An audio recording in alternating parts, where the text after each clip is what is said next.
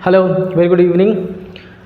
As per given time और schedule मैं हाजिर हूँ और मैं उम्मीद करता हूँ कि आप सारे भी आ गए होंगे। सुनो, मैंने आपसे ये बताया था कि 14 अगस्त से every day in the morning at 6:30 हमारा ये बैच स्टार्ट हो रहा है क्रैश कोर्स का। और मैं इसको क्रैश कोर्स बहुत ज़्यादा नहीं भी बोल सकता क्योंकि मैं इसमें पूरी डिटेल्स में पढ़ाने वाला हूँ। We do have around 40 days and इस 40 दिनों में पूरा ही सिलेबस बैंकिंग का जो है वो हम कवर करने वाले हैं। ऐसा मैंने प्रीवियस वीडियो में सारी डिटेल आपको बता दी है कि क्या क्या सिलेबस है, क्या क्या हम पढ़ने वाले हैं, बहुत ही बेसिक से लेके एंड तक। जैसा मैं ऑफलाइन क्लास में आजकल पढ़ा रहा हूँ, आजकल क्या मतलब लास्ट 10-12 ईयर से जैसा मैं ऑफलाइन क्लासेस में पढ़ाता रहा हूँ, सेम पैटर्न में फॉलो करने वाला हूँ, बिना पीपीटी का बहुत ज़्यादा यूज़ किए हुए। अ लिटिल बिट जहाँ पर क्वेश्चन थोड़ा सा लेंदी होगा वहाँ पे यूज़ करूँगा, अदरवाइज नॉर्मल पैटर्न से पढ़ेंगे अपन। और आई होप आप अगर साथ रहें थ्रू आउट दीज 40 डेज तो रीजनिंग की कंडीशन में आप उस पैटर्न पे होगे कि बैंकिंग का कुछ भी आ जाता हो डरने वाले नहीं हो, 100% सॉल्व करोगे उसको। ठीक है, तो चलो चलते हैं। पहला चैप्टर मैंने जैसा आपको बताया था कि फर्स्ट चैप्टर हम शुरू करेंगे फर्स्ट से ही, जो बुक वगैरह में फर्स्ट नेम गिवन होता है and which is alphabetical series. क्या बताया था मैंने आपको? Alphabetical series. अच्छा, इस नाम को सुन के दो कॉन्सेप्ट दिमाग में आती है। एक तो ये कि अल्फ़ाबेट लिखा गया है मतलब अल्फ़ाबेट से रिलेटेड होगा, सारे ए से लेके जेड तक जो पैटर्न्स है उसका यूज़ किया जाएगा। और दूसरा एक वर्ड क्या यूज़ कर रखा है, सीरीज। सीरीज़ का मतलब ये समझ में आता है कि एक कोई पैटर्न होगा जिस पैटर्न पे बेस्ड हमें अलग अलग क्वेश्चंस दिए जाएंगे और उसमें से वो पैटर्न ढूंढ के कई बार नेक्स्ट नंबर, कई बार मिसिंग, कुछ ऐसी चीज़ों को ढूंढना पड़ेगा, है ना। बट अगर मैं बैंकिंग के सिलेबस की बात करूँ बेटा तो ये थोड़ा सा अपग्रेडेड है, थोड़ा सा एक्सटेंडेड है एज़ कम्पेयर टू एसएससी। तो चूंकि मैंने आपसे ये बोला था कि मैं बैंकिंग का पैटर्न पढ़ाने वाला हूँ, एसएससी का पूरा सिलेबस सेपरेट बैच में चल रहा है जो कि इवनिंग में मिलेगा आपको एवरीडे एट 5:30। इसमें हम पढ़ेंगे बैंकिंग को। तो देखो, सबसे पहले तो अल्फ़ाबेटिकल सीरीज में इस टॉपिक में हम क्या क्या पढ़ने वाले हैं। मैं आपको एक बेसिक जो माइंड मैप होता है, पहले अपन माइंड मैप जनरेट करते हैं कि क्या क्या आने वाला है। अगर मैं फर्स्ट की बात करूँ, नंबर 1 हम इसमें पढ़ने वाले हैं क्या, that is known as pair finding. And pair finding सबसे फर्स्ट पैटर्न पे इसलिए पुट किया गया है कि बैंकिंग का आज तक कोई भी ऐसा पेपर ही नहीं बना होगा जिसमें पेयर फाइंडिंग का एक क्वेश्चन ना आता हो। आएगा ही आएगा। बहुत सिंपल पैटर्न है, कुछ भी नहीं है इसमें, बहुत सिंपल पैटर्न है, लेकिन 1 मार्क्स देने वाला। हाँ, कई बार जब वर्ड्स थोड़े से बड़े दे दिए जाते हैं तो ऑफ कोर्स वहाँ पर थोड़ा सा टाइम कंज्यूमिंग तो सेक्शन हो जाता है, कोई इशू नहीं है। तो फर्स्ट आपका पेयर फाइंडिंग हो जाएगा। दूसरा हम पढ़ेंगे जिसको हम क्या बोलते हैं, वर्ड्स मेकिंग। अच्छा, पता है ये एसएससी में डिफरेंट पैटर्न का आता है, बैंकिंग में डिफरेंट पैटर्न का आता है। बैंकिंग में कैसा आता है वर्ड्स मेकिंग, उसमें बेसिकली मेंशन किया जाएगा कि इसी देयर इज अ वर्ड जिसमें से first, second, third and fifth 4 different letters को आप निकाल लो और उसको यूज़ करके फाइंड करो how many meaningful words can be made. और ये किस में आता है, बैंकिंग के सिलेबस में। कई बार 4 डिफरेंट लेटर्स ऑलरेडी गिवन होता है और तब आपसे पूछ लिया जाता है how many meaningful words can be made. अगर 1 बनता है उस वर्ड का सेकंड लेटर आंसर होगा, 2 बनता है तो ये आंसर होगा, थर्ड बनता हो तो ये आंसर होगा। ये एक पैटर्न हो जाता है, सेकंड पैटर्न। ठीक है। थर्ड, इस टॉपिक में हम थर्ड क्या पढ़ेंगे, थर्ड हम बच्चों पढ़ेंगे जिसको नाम हम क्या देने वाले हैं, प्रीसीड एंड फॉलोड। बेसिकली इसमें क्या होता है, एक पूरी सीरीज़ दी जाती है, कई बार उसमें अल्फ़ाबेट होगा, कई बार उसमें नंबर्स होगा, कई बार उसमें नंबर सिम्बॉल्स भी दे दिया जाता है। ठीक है। और आपसे पूछ लेगा कुछ ऐसा क्वेश्चन कि how many alphabets are there या how many consonant are there which is immediately preceded by a consonant and immediately followed by a number. कुछ ऐसा पैटर्न थोड़ा थोड़ा याद आ रहा होगा। अच्छा, प्रेसिड एंड फॉलोड में एक पोजीशन काउंटिंग भी पूछा जाता है। पोजीशन काउंटिंग कैसा, एक बड़ा सा सीरीज होगा जिसमें 20-30 लेटर्स, अल्फ़ाबेट, नंबर सब कुछ गिवन होगा और पूछा जाएगा which letter is third to the right of fourth letter from right end. याद आया ये पैटर्न? 2 पैटर्न होता है किसमें, प्रीसीड एंड फॉलोड में 2 पैटर्न बेसिकली आपसे पूछा जाता है। एक जिसमें क्या पूछ लिया जाता है, पोजीशन, किसी पर्टिकुलर एलिमेंट का पोजीशन पूछ लिया जाता है, और दूसरा जिसमें सेम प्रेसीड एंड फॉलोड का ही, इट मीन्स काउंटिंग पूछ लिया जाता है कि कितने ऐसे वॉवेल्स है, कितने ऐसे कॉन्सोनेंट है जो उस पैटर्न पे है। ये हो गया थर्ड। और अगर बैंकिंग के सिलेबस की बात करूं तो फोर्थ होता है जिसमें हमें क्या फाइंड करना होता है, that is group of letters. अब आप बोलोगे सर ये क्या हो गया group of letters. Group of letters में बेसिकली बच्चों 2 पैटर्न होता है। एक तो ऐसा लाइक सी 5 वर्ड्स गिवन होंगे 4-4 लेटर्स के, और उसमें आपसे बोला जाएगा कि जो फर्स्ट लेटर है उसको सेकंड के साथ इंटरचेंज कर दो, थर्ड लेटर है उसको फोर्थ के साथ इंटरचेंज कर दो, एंड देन फाइंड सी इधर arrange them in ascending order और डिसेंडिंग ऑर्डर है। ये कुछ पैटर्न होता है। जब डिटेल्स पढ़ाऊंगा तो बिल्कुल बताने वाला हूँ मैं उसको। तो बेसिकली बैंकिंग के सिलेबस में अगर अल्फ़ाबेटिकल सीरीज की बात करूँ तो ये आपके 4 पैटर्न आपको पढ़ने पड़ेंगे पूरे डिटेल्स में। क्यों? इस चारों में से एक तो मैं अपने एंड से 100% श्योर हूँ कि ये तो पूछा ही जाता है। ये क्वेश्चन तो आपने, मुझे नहीं लगता कोई ऐसा एग्जामिनेशन होगा जिसमें नहीं पूछा गया होगा। वर्ड्स मेकिंग पूछा ही जाएगा। अब बचा ये प्रीसीड एंड फॉलोड और ग्रुप ऑफ लेटर्स, ये ऑन एंड ऑफ रहता है। कभी पूछा जाता है, कभी नहीं पूछा जाता है। कभी प्री में पूछ लेगा, कभी मेंस में पूछ लेगा, थोड़े बहुत पैटर्न्स को चेंज करके। इसके अलावा एक पैटर्न 5th में और भी लिखने वाला हूँ, और उसको कोई बेसिक नाम नहीं देने वाला हूँ मैं। क्या लिख देता हूँ मैं, मिसलेनियस। ठीक है, उसमें कुछ ऐसा रहेगा, ऐसा सब सिंपल सा मान लो कि एक बड़ा सा नंबर दे दिया जाएगा और उस नंबर में बहुत सारे डिजिट्स होंगे, और फिर आपसे बोला जाएगा कि जो फर्स्ट नंबर है या जो इवन नंबर है उसमें 1 माइनस कर दीजिए, जो ऑड नंबर है उसमें 1 प्लस कर दीजिए। ये मिसलेनियस वाला पैटर्न है। ये अपन तब सॉल्व करेंगे जब हम प्रीवियस ईयर सॉल्व करेंगे इसी चैप्टर का। तो आज हम कोशिश तो मैं ये करूँगा कि नेक्स्ट 45 मिनट्स में आपको पूरा ही कंप्लीट करा दूँ, बट अगर मैं पूरा कंप्लीट नहीं करा पाता हूँ तो इसमें से जो मैक्सिमम पॉसिबल होगा वो ज़रूर करा देंगे। ठीक है, तो चलिए शुरू करते हैं। सबसे पहला पैटर्न प्री पेयर फाइंडिंग का। क्या होता है पेयर फाइंडिंग, कैसे होता है, यह मैं आपको बताऊंगा। हाँ, उससे पहले एक इन्फॉर्मेशन मैं और आपको दे देता हूँ कि मेरा एक दूसरा चैनल भी है प्री अड्डा नाम से। ये तो प्री अड्डा रीजनिंग एंड जीएस है, दूसरा प्री अड्डा नाम से, जिसमें मैं कुछ पॉडकास्ट रिकॉर्ड करता हूँ।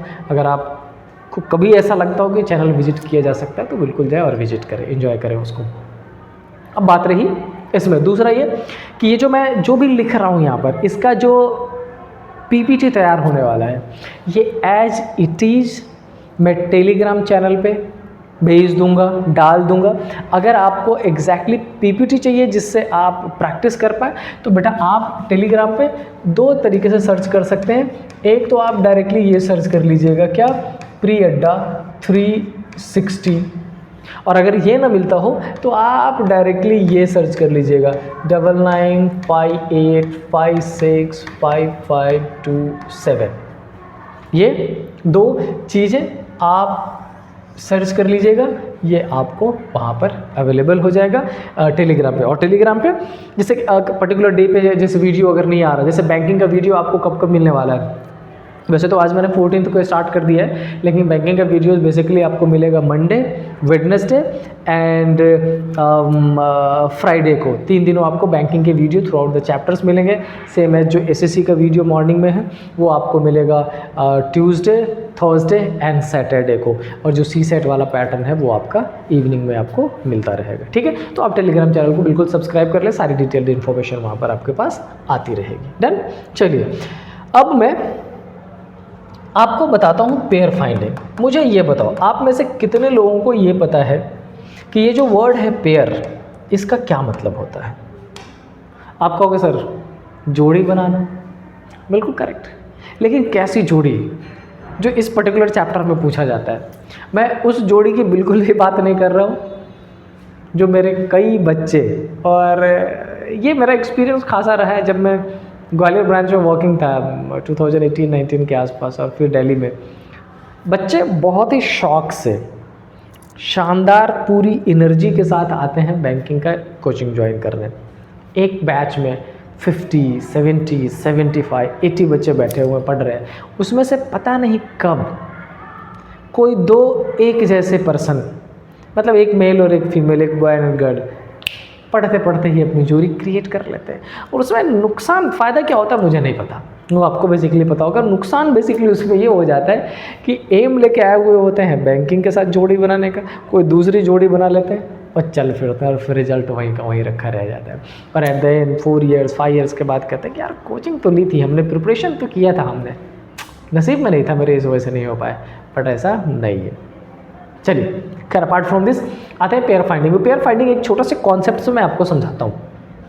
देखिए, एक कोई प्रॉपर वर्ड गिवन होगा, उस वर्ड में आपसे पूछा जाएगा how many pairs of letters are there, कितने पेयर्स ऑफ लेटर्स है जिनके बीच में ओरिजिनल अल्फ़ाबेट में जितने लेटर्स है उतने ही यहाँ पर है। ये मैंने क्या बोला, इसको समझिए एक एग्जांपल से। सपोज कर लो कि मैंने एक वर्ड लिख दिया, कैसा, कुछ भी एक वर्ड नॉर्मल मैं बना देता हूँ, ऐसा बना देता हूँ PSR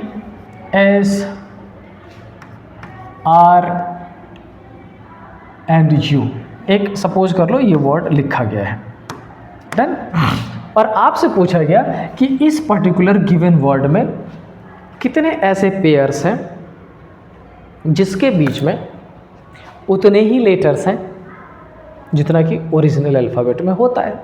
अच्छा, इसमें एक चीज़ ध्यान रखिएगा, कई बार ये मेंशन कर दिया जाता है जिसमें आपको ध्यान रखना पड़ेगा कि काउंटिंग आपको फॉरवर्ड भी करनी है, और कई बार मेंशन कर दिया जाता है जिसमें काउंटिंग आपको बैकवर्ड भी करनी है। लेकिन अगर मेंशन नहीं किया गया है तो बच्चों आपको फॉरवर्ड भी काउंट करना है और बैकवर्ड भी काउंट करना है। क्लियर? ठीक है। अब फाइंड कैसे करेंगे तो ये देखिए, अच्छा ये P है, लेफ्ट तो जा ही नहीं सकते, ऑलरेडी लेफ्ट हैंड पर है। अब इससे राइट की तरफ बढ़ते हैं अपन। अच्छा, P के बाद ओरिजिनल अल्फ़ाबेट में क्या होता है, Q, बट Q तो है नहीं। अच्छा, P के बाद Q नहीं, Q के बाद क्या होता है, R, और R है भी। इसका मतलब ये P और R एक दूसरे का क्या बन गया, P और R की बात करें तो P और R एक पेयर बन गया। अच्छा, ओरिजिनल अल्फ़ाबेट में P और R के बीच में एक ही लेटर तो होता है, Q। यहाँ पर भी P और R के बीच में एक ही लेटर तो है, कौन है, S है। कोई फ़र्क नहीं पड़ता।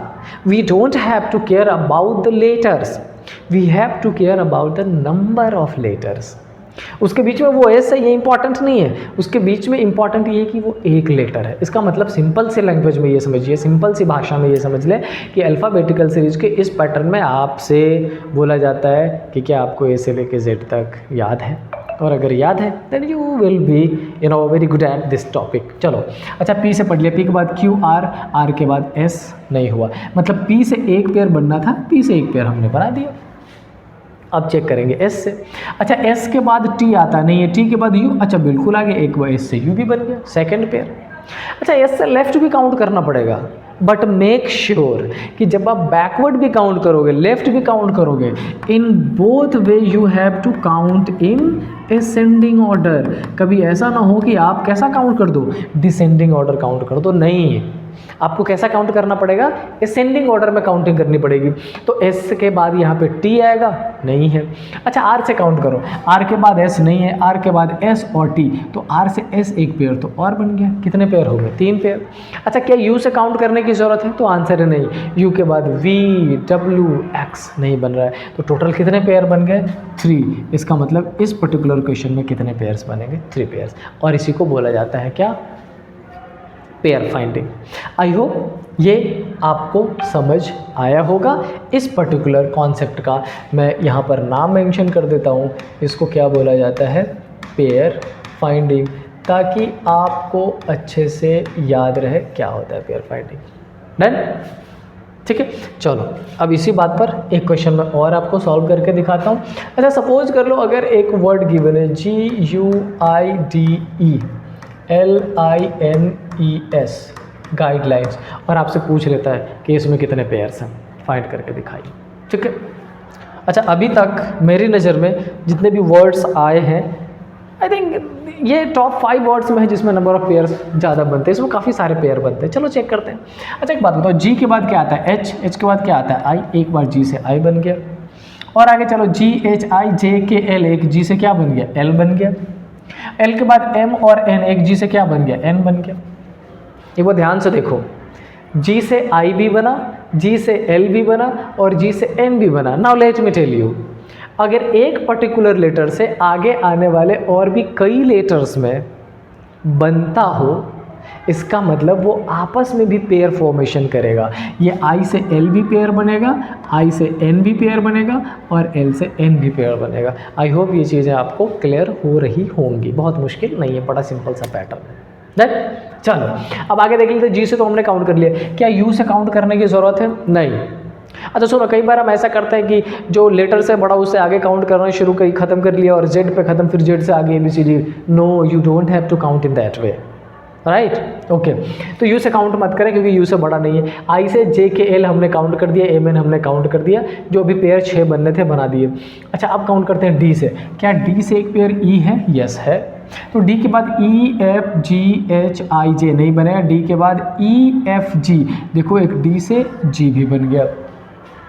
ई से काउंट करें? बिल्कुल करें। ई के बाद एफ जी एच आई जे नहीं बना और ई के बाद एफ जी एच आई नहीं बना। एल से एम एन हमने ऑलरेडी बना रखा है। आई से जे के एल, आई से जे के एल एम एन ओ नहीं बना। ई से एफ नहीं बनेगा। ई से एफ जी एच आई जे के एल एम नहीं बन रहा है। इसका मतलब टोटल कितने पेयर्स बन रहे हैं? 8 पेयर्स बन रहे हैं।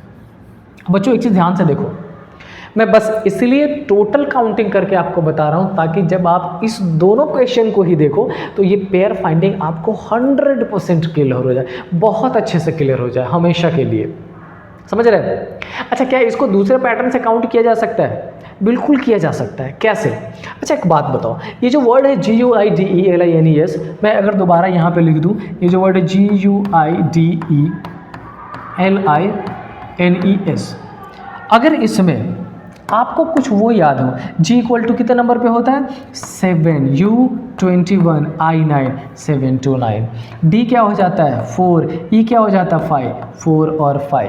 फिर काउंट कर लेंगे, क्या 4 से 5 6 7, यस इससे 7। फिर L क्या हो जाता है? 12, 9 से 10 11 12, 9 से 12 अगर बना तो 7 से 12 भी बन जाएगा। फिर I क्या होता है? 9, ये क्या होता है? 14, 12 से 14, तो 7 से भी 14 बनेगा, 9 से भी 14 बनेगा। एक और पैटर्न ये भी है, बट इस पैटर्न को याद रखने के लिए आपको 2 चीज़ें ध्यान रखनी पड़ेंगी। पहला तो ये कि अल्फ़ाबेट में A से लेके Z तक जितने भी लेटर्स हैं उनकी जो प्लेस वैल्यू है वो आपको याद रहे, और प्लेस वैल्यू को याद करने के लिए बहुत ज़्यादा कुछ करने की ज़रूरत नहीं है। But see to be very honest, कई सारे टाइम टीचर्स, इनफैक्ट मैं भी जब ऑफलाइन क्लास में पढ़ाता हूँ तो बच्चों को कुछ पैटर्न लिखवा देता हूँ। इजोटी याद कर लो, EJOTY 5 10 15 20 25। सिफिलोरक्स याद कर लो, CFILORUX 3 का टेबल है, ये याद कर लो। अपोजिट याद करने के लिए आप उफबाई लब, PK पता नहीं, कमला पसंद, इंडियन रेलवे, हनी सिंह, ये याद कर लो। But no, I don't believe in that. आपको याद ही कर लेने चाहिए प्रॉपर पैटर्न में, ताकि see let me tell you, suppose कर लो कि आप एग्जामिनेशन दे रहे हो और एग्जामिनेशन में आपके सामने आ जाता है, अच्छा now you have to find the position of T. अच्छा सिफिलोरक्स CFILOR, अच्छा आर कौन से पे आ गया? छठे पे आ गया। क्षेत्रीय 18, S 19 और T20। क्या इतना टाइम आपके पास होता है बेटा? नहीं होता है। Banking is something where you have to solve at least 27 28 question within 20 minutes, और वो 20 मिनट्स भी नहीं है, 18 मिनट्स है, क्योंकि 2 मिनट तो इधर उधर में चला जाता है, वो चेक करने आ जाता है, ये साइन कर दो, वो कर दो, वो कर दो, 50 कहानियाँ। कभी कंप्यूटर चलता है, कभी नहीं चलता है, कभी कुछ 18 मिनट में 27-28 क्वेश्चन 100% एक्यूरेसी के साथ सॉल्व करना है। और अगर वो करना है तो अपने आप को स्ट्रॉन्ग बनाइए। अल्फ़ाबेट को याद करने के लिए डिफरेंट पैटर्न याद करने की ज़रूरत आपको नहीं है, डायरेक्टली ख़त्म करो ना, A से 1 B C P 16 K 11 T 20 X, ऐसा याद करो ताकि लेटर इधर हिट करे और ज़बान पे आ जाए उसका प्लेस वैल्यू और आसान हो जाए, तभी बैंकिंग अपन क्रैक कर पाएंगे। So you need to be a little bit harder than you are now. क्यों ट्रिक का सहारा लें? मेहनत करके अपने आप ही जनरेट कर लेंगे उसको। तो बेटा ये है आपका पेयर फाइंडिंग, जिसमें मैंने 3 पैटर्न आपको बता दिया है। नेक्स्ट पैटर्न पे हम चलते हैं जिसका नाम है words making. Yes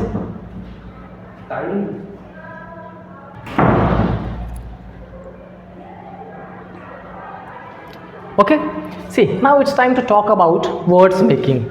Words making is something जो बैंकिंग के रीजनिंग का one of the toughest part मैं मानता हूँ, अनटिल अनलेस आप इंग्लिश के वोकेबुलरी में बहुत अच्छे नहीं हैं, आई डोंट थिंक कि आपको उस पर्टिकुलर क्वेश्चन में हाथ डालने की ज़रूरत है। टू बी वेरी ऑनेस्ट, हो सकता है कि आप बहुत अच्छे एक करेक्ट कर ले, बट हो सकता है कि आपको वो वर्ड्स नहीं पता हो जो उन 3-4 लेटर्स का यूज़ करके बनाया जा सकता है।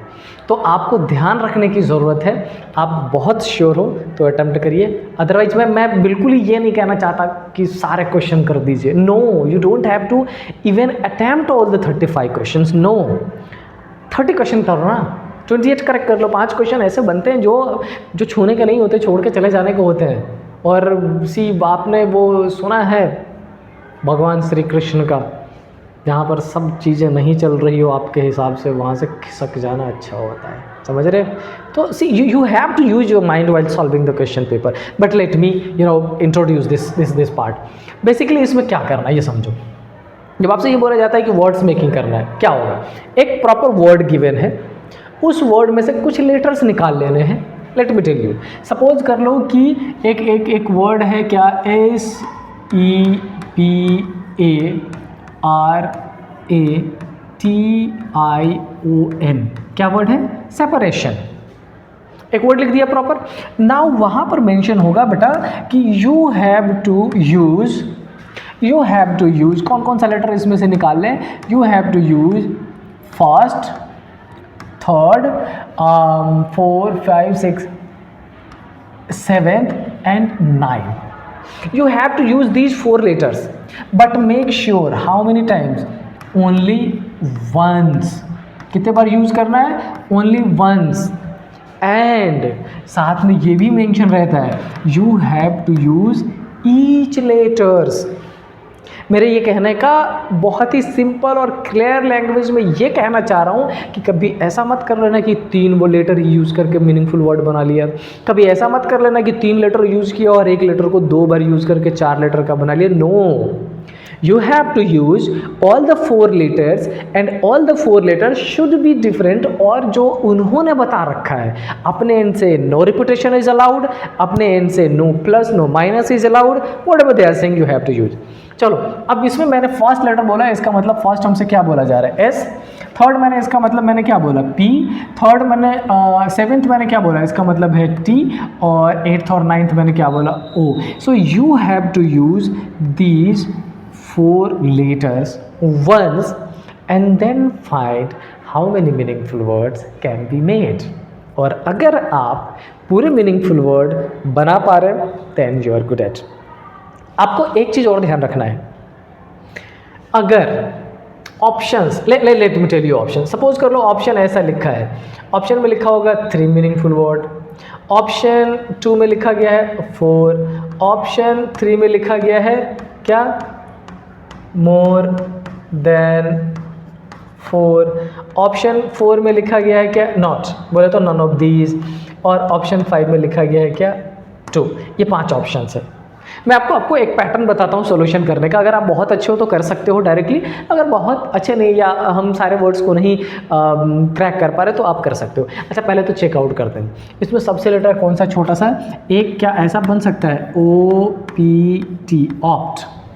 लेकिन ऑप्ट में जब S लगाएंगे तो बेटा ये प्रॉपर वर्ड नहीं बनता, ऑप्ट्स कोई वर्ड नहीं होता। हाँ, ऑप्ट का मतलब चूज़ करना होता था, इसका मतलब ये तो एलिमिनेट हो जाएगा, ये प्रॉपर वर्ड नहीं बन रहा है। ओके, दूसरा बनाते हैं। ओ के बाद कौन सा है? पी से एक बनता है पॉट, यूटेंसिल, एस लगा के प्लूरल बन सकता है पॉट्स। नेक्स्ट क्या बनेगा? POST, पोस्ट, पी से बन गया 2।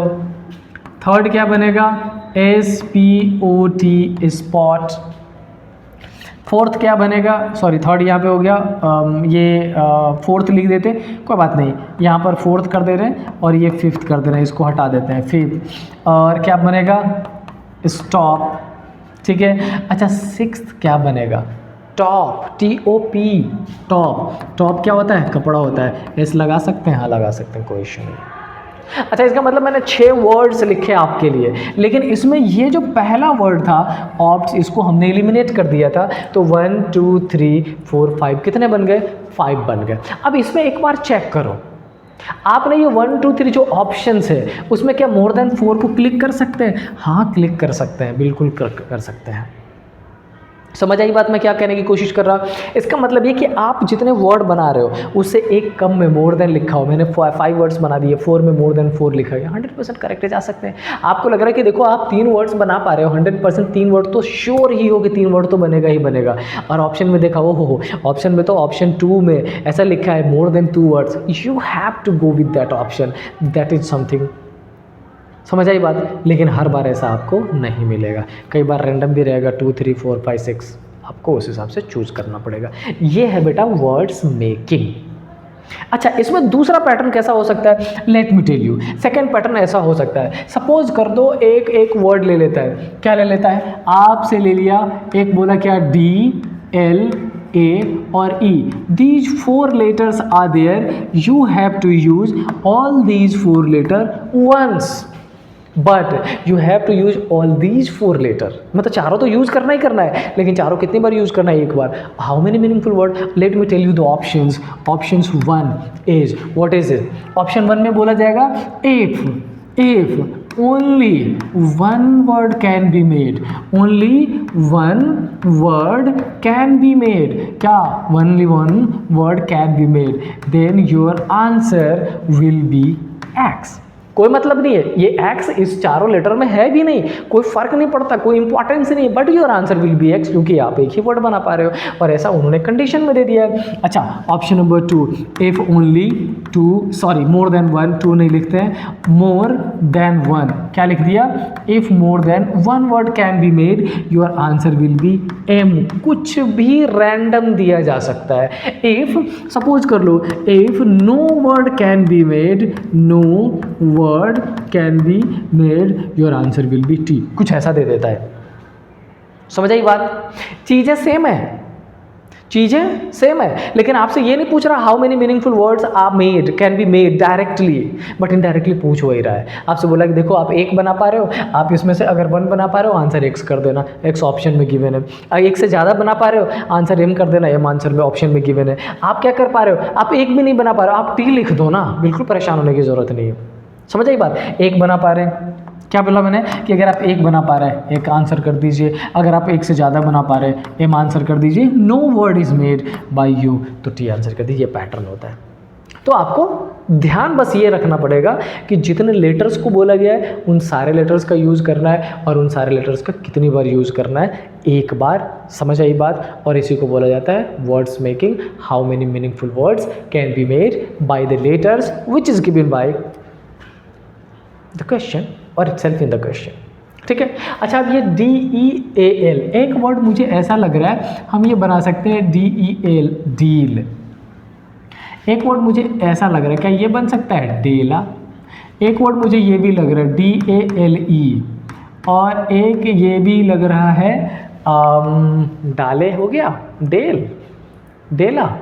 अच्छा, ये तो हमने बना दिया था डेल, ओके। एक मुझे ऐसा लग रहा है, क्या ये बन सकता है? क्या देखना ध्यान से, एक इसको हटा देते हैं, क्या ये बन सकता है? क्या लीड? ये बन सकता है क्या? लेड? आप ऐसे कॉम्बिनेशन में बहुत सारे वर्ड बना लोगे। इंपॉर्टेंट ये है कि मीनिंगफुल क्या है। फिलहाल चूंकि ये क्वेश्चन मैंने सॉल्व कर रखा है इसलिए मैं आपको बता रहा हूँ कि इसमें एक तो डील वर्ड आप 100% श्योर हो कि डील मतलब होता है। अच्छा, ये जो डेल है ना, डेल स्टेन, ये मीनिंगफुल वर्ड है डेल का, है ना। डेल का प्रोबेबली मतलब होता है ओपन रिवर वैली, प्रोबेबली। अच्छा, लीड आपको पता ही है, लीड आपको पता है, लीड करना। और बेटा ये जो वर्ड है ना लेड, एक वर्ड होता है ग्रीफ लेडन, दुखों से भरा हुआ, ये भी मीनिंगफुल वर्ड है। समझ आ रही है? मैं बेसिकली ये नया क्वेश्चन इसलिए आपको बता रहा था ताकि आपको ये समझ में आए कि मीनिंगफुल वर्ड ईजी होता है बट अपने आप में थोड़ा सा डिफरेंट होता है। आपको ये चीज़ दिमाग में रखना पड़ेगा। Done. So this is the second part of alphabetical series words making. क्या टाइम हमें अलाउ कर रहा है और करने का? प्रेसिडेंट फॉलोड से एंड देन चलेंगे ग्रुप ऑफ लेटर्स में। मुझे ये बताओ कि ये जो वर्ड है प्रेसिडेंट फॉलोड, बेसिकली इसका मतलब क्या है? अगर आप इसका मतलब समझ जाओगे तो आपको इस चैप्टर का अल्फ़ाबेटिकल सीरीज़ का ये जो कॉन्सेप्ट है ना, ये बड़ी आसानी से समझ में आ जाएगा। ठीक है। अच्छा, उससे पहले मैं ये बता दूं कि एसएससी का भी जो बैच मैंने 45 डेज़ में क्रैश कोर्स वाला शुरू किया है, वो भी फुल ऑन चल रहा है। 4 चैप्टर हमने वहाँ पे कंप्लीट कर लिए, कल 5th चैप्टर भी पढ़ेंगे साथ में। इसके अलावा CSAT वाला जो directly from classroom and previous year question जो है, वो भी आपका लगातार आपको मिल रहा है, हम वो भी कर रहे हैं, वो भी करते रहेंगे। अपार्ट फ्रॉम दिस एक मेरा चैनल और है, प्रियड्डा। ये जैसे प्रियड्डा जीएस और रीजनिंग है, वो है डायरेक्टली प्रियड्डा, और उस पर क्या आता है, पॉडकास्ट आता है। तो आप में से कोई भी अगर इन चीज़ों को देखने में इंटरेस्ट रखते हो, तो मैंने बेसिकली इस वजह से नहीं शुरुआत की कि मैं I have to act in, I have to do something, ये कि मुझे बोलना पसंद है, और इस वजह से मैंने उसमें कुछ डिफरेंट चीज़ें शुरू की है। तो you can go there and visit the channel. और उसके अलावा एक हमेशा ही मेरी वो रहती है आपसे कि मैंने आपके लिए बहुत शानदार इनिशिएटिव लिया है, मैं आपसे भी उम्मीद करता हूँ तो इस पर्टिकुलर चैनल को सब्सक्राइब करें, शेयर करें, ताकि रीच इसकी थोड़ी सी बढ़े। ठीक है। अब देखते हैं प्रेसीड एंड फॉलोड को। अच्छा, मैं को एक बात बताऊँ, नॉर्मली मैं ऑफलाइन क्लास में बच्चों को एक एग्जाम्पल समझाता हूँ कि एक बात बताओ, अगर कोई राजा है, उसने कुछ रूल्स बनाए, और एक दिन ऐसा है कि वो राजा जी चल बसे। अब उसका जो बेटा आएगा, वो उसके बनाए हुए रूल को फॉलो करेगा या प्रेसीड करेगा? तो आंसर आएगा कि सर वो फॉलो करेगा। समझ रहे हैं? मैं यहाँ पे बस आपको ये समझा रहा हूँ कि एक पर्सन के बाद जो दूसरा आ रहा है वो क्या कर रहा है, फॉलो, और जो पहले है वो क्या कर रहा है, प्रेसीड। यही समझना है।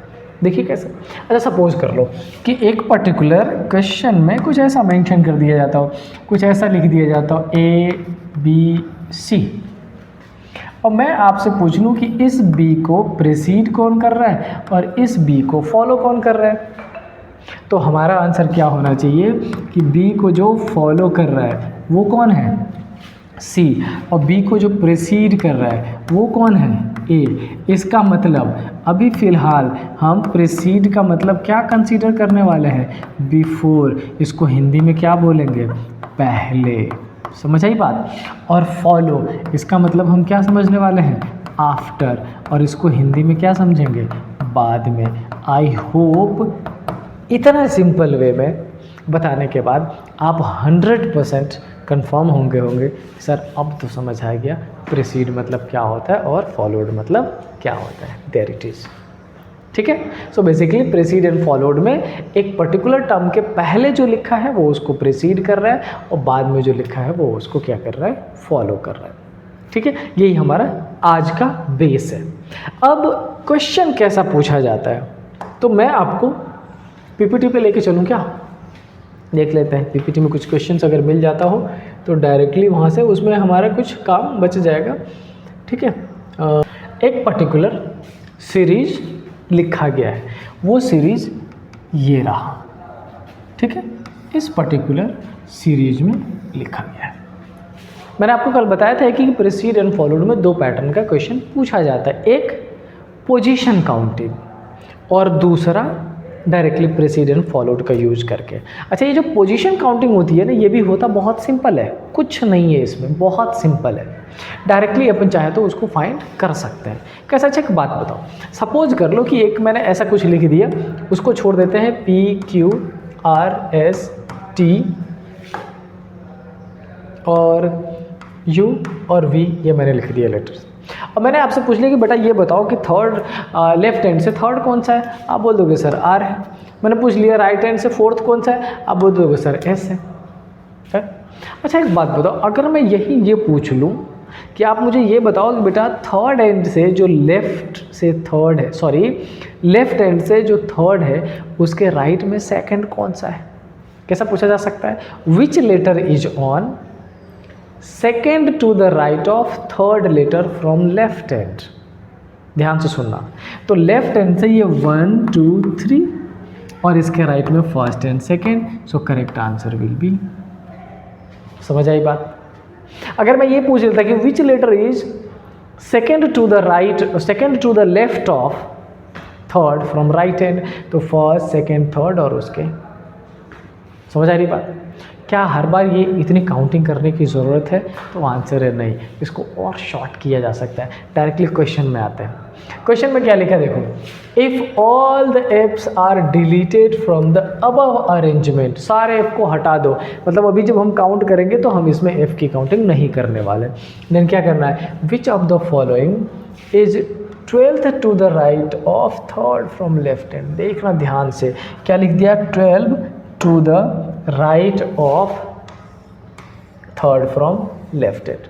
कहाँ से शुरू करें? तो पहले लेफ्ट से 3rd काउंट कर लेते हैं। अच्छा, लेफ्ट से 3rd कौन सा हो जाएगा? ये हो गया 1 2 3। अब आप बोलोगे सर ये तो 4th है। नहीं, ये 3rd ही है। क्यों? क्योंकि हमें F की काउंटिंग नहीं करनी है, तो F की काउंटिंग नहीं करते हैं। क्लियर? चलो, ये 3rd आ गया। अच्छा, अब इसके राइट में 12 चलना है। तो मुझे ये बताओ कि अगर अपन सारे पर्सन को, सारे इंडिविजुअल को अपवर्ड डायरेक्शन में देख ले तो राइट इधर ही चलेंगे ना, और लेफ्ट किधर चलेंगे? इस साइड। चलो राइट काउंट करते हैं, but you have to make sure F की काउंटिंग नहीं करनी है। क्या हो जाएगा यहाँ पे? 1 2 3 4 5 6 7 8 9 10 11 और 12 कौन सा हो जाएगा? C. So the correct answer will be option number C. क्या इसको ईजी कर सकते हैं? हाँ कर सकते हैं। कैसे कर सकते हो ये देख लो।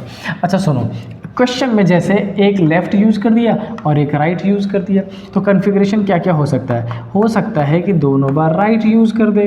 क्या हो सकता है? हो सकता है दोनों बार लेफ़्ट यूज़ कर दे। क्या हो सकता है? एक बार राइट और एक बार लेफ़्ट, और एक बार लेफ़्ट और एक बार राइट। यही तो हो सकता है ना चाहता है। एक बार दोनों सिमिलर और एक बार दोनों डिफरेंट। तो जब कभी डिफरेंट यूज़ किया जाता हो पहले ऐड कर लीजिए, और जब सेम यूज़ किया जाता हो आपने क्या कर देना है? सब्ट्रैक्शन कर देना है। क्लियर हुआ? मतलब ये कि जब डिफरेंट यूज़ किया जाता हो you have to add those numbers, और अगर सिमिलर है तो आप क्या कर दीजिए? माइनस। जैसे इस वाले कन्फिग्रेशन में 12th राइट है, 3rd लेफ्ट के, तो ये लेफ्ट और राइट दो डिफरेंट है ना। अगर मैं 12 और 3 15 डायरेक्टली काउंट करके लेफ्ट हैंड से काउंट कर लेता तब भी मेरी पोजीशन कहाँ पहुँचती? सी ही पहुँचती। बहुत सिंपल सा है, आई नो आपको भी आसान ही लग रहा होगा। चलते हैं नेक्स्ट क्वेश्चन पे। नेक्स्ट क्वेश्चन क्या है देख लीजिए। Which one of the following letter is, क्या is 4th? Which one of the following letter is 4th to the left of 15th from left? अब मुझे ये बताओ, इसमें भी लेफ्ट यूज़ किया गया, इसमें भी लेफ्ट यूज़ किया गया, तो इस लेफ्ट और लेफ्ट को क्या करें? प्लस कर दें या माइनस कर दें? आप कहोगे कि सर माइनस करें। माइनस क्यों करें? ये बाद में देखेंगे, पहले माइनस कर लेते हैं। तो ये 4th और 15 में से माइनस हो गया, बचा 11। 11 लेफ्ट हैंड से काउंट करेंगे तो ये हो गया आपका 5, ये हो गया 10 और ये क्या हो गया? 11। ये करेक्ट आंसर। समझ आई बात? चलो अच्छा, अब बात रही कि माइनस, मैंने माइनस क्यों करवाया?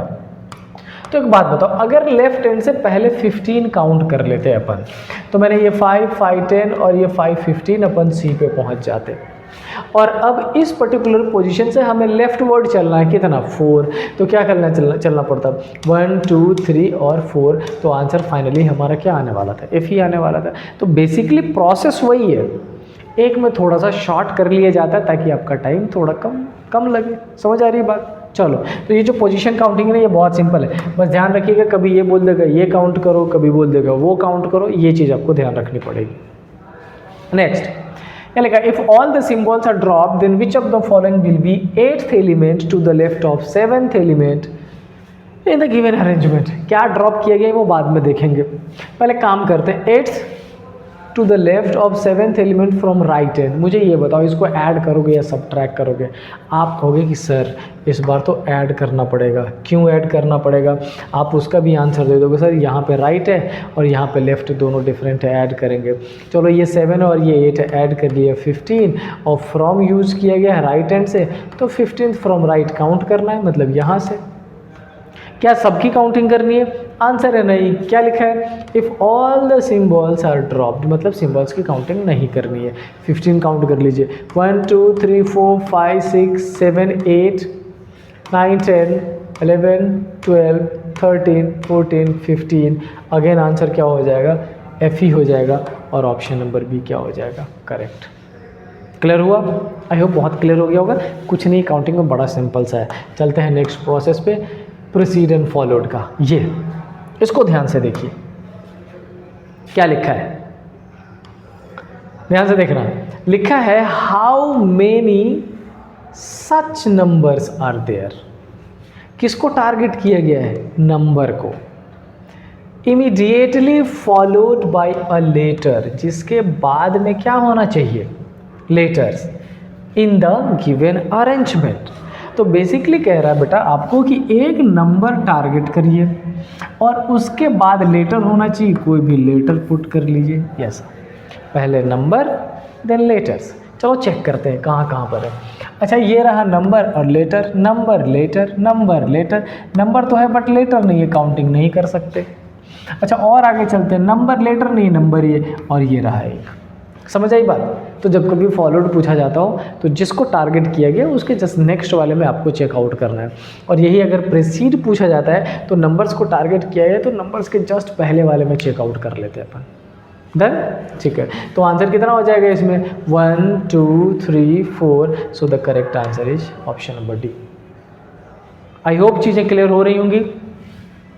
चलिए, अच्छा देखो, जब अपन अल्फ़ाबेटिकल सीरीज पढ़ रहे होते हैं तो ये लिटरली बहुत सिंपल टॉपिक है, और ये मेरे कहने की बात नहीं है, आपको भी फील हो रहा होगा कि सर ये तो बहुत ईजी लग रहा है। दिक्कत तब होती है जब आप समझो, दिक्कत तब होती है जब 20 मिनट्स में आपको 35 क्वेश्चन अटैम्प्ट करने का टारगेट होता है, और तब लग रहा होता है कि यार पजल्स को ज़्यादा टाइम देने की ज़रूरत है। पजल्स अगर 4 सॉल्व कर रहा है तो 13-14 मिनट देना पड़ेगा, तो मतलब 6 मिनट में मिसलेनियस 15 क्वेश्चन अटैम्प्ट करने हैं, और उसमें इस पर्टिकुलर क्वेश्चन को 20 सेकंड्स देने की ज़रूरत है, तब जाके दिक्कत लगती है।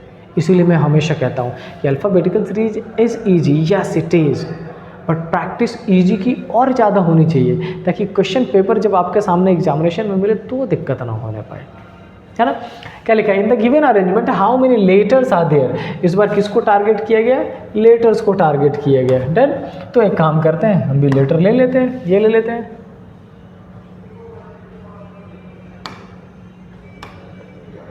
इन्होंने किसको टारगेट किया है? लेटर्स को।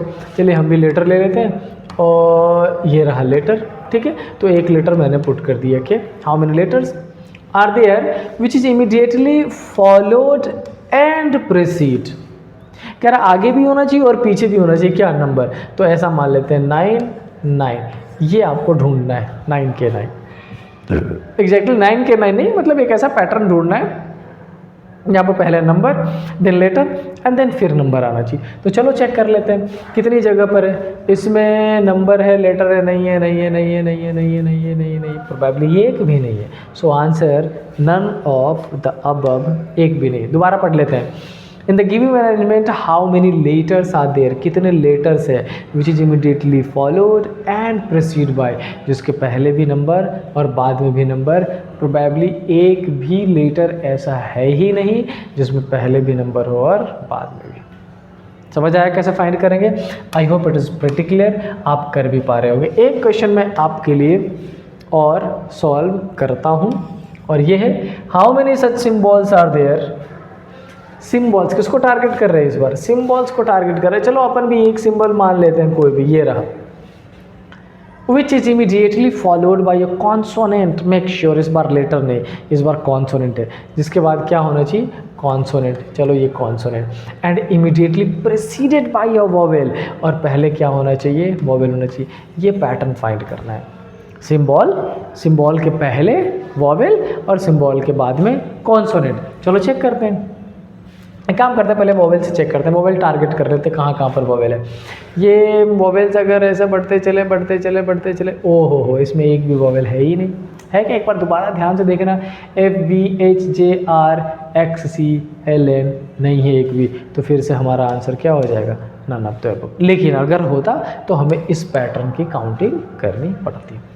ठीक है, चलो आई होप चीज़ें क्लियर हो रही होंगी, और ये बहुत ज़्यादा मुश्किल नहीं है।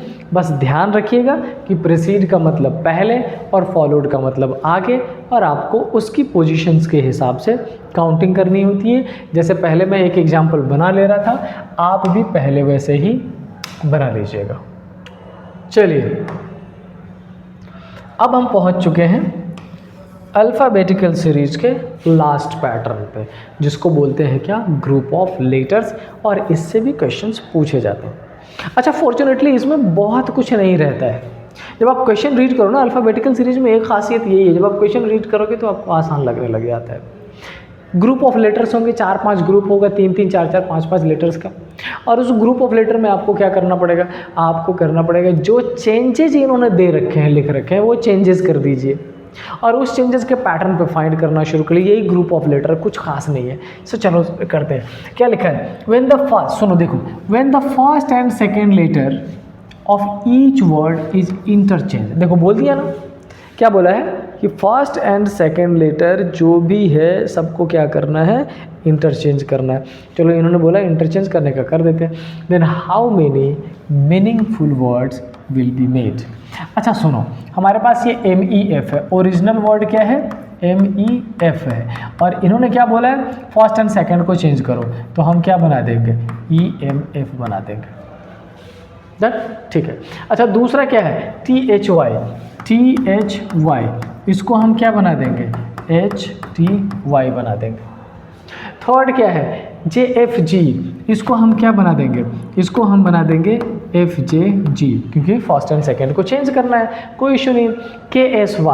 KSY में फर्स्ट एंड सेकेंड चेंज करोगे तो क्या बन जाएगा, SKY। ये एक मीनिंगफुल वर्ड दिखने लग गया मुझे। उसके बाद क्या है, NOE, उसको चेंज करेंगे, क्या हो जाएगा 1, ये दूसरा मीनिंगफुल दिखने लगा मुझे। थर्ड में क्या लिखा है, RXB, वो हो जाएगा XRB। अच्छा इसमें कितने मीनिंगफुल बन गए, 2 मीनिंगफुल बन गए, तो आंसर क्या हो जाएगा, ऑप्शन नंबर B। इसी को बोलते हैं क्या, ग्रुप ऑफ लेटर्स। समझ आई बात। तो बेसिकली आपको इसी पैटर्न पे फॉलो करना है। सिंपली ध्यान रखिएगा कि उन्होंने जो चेंज बोला है आपको वही चेंज करना है, और उस चेंज के बाद जो आंसर्स वो आपसे पूछेगा वो कर दीजिएगा। नेक्स्ट क्या लिखा है देखिए, next question group of letters का ये रहा, लिखा है if each consonant is changed to previous letter in the alphabetical series। सारे कॉन्सोनेंट को प्रीवियस से बदल देना है। मैं एक बार एक काम करता हूँ, पहले ये हमने लिखा MEF, दूसरा है THY, JFG, KSY, NOE and RXB। ये अलग अलग वर्ड्स हैं। अच्छा इसमें हमसे क्या बोला गया है,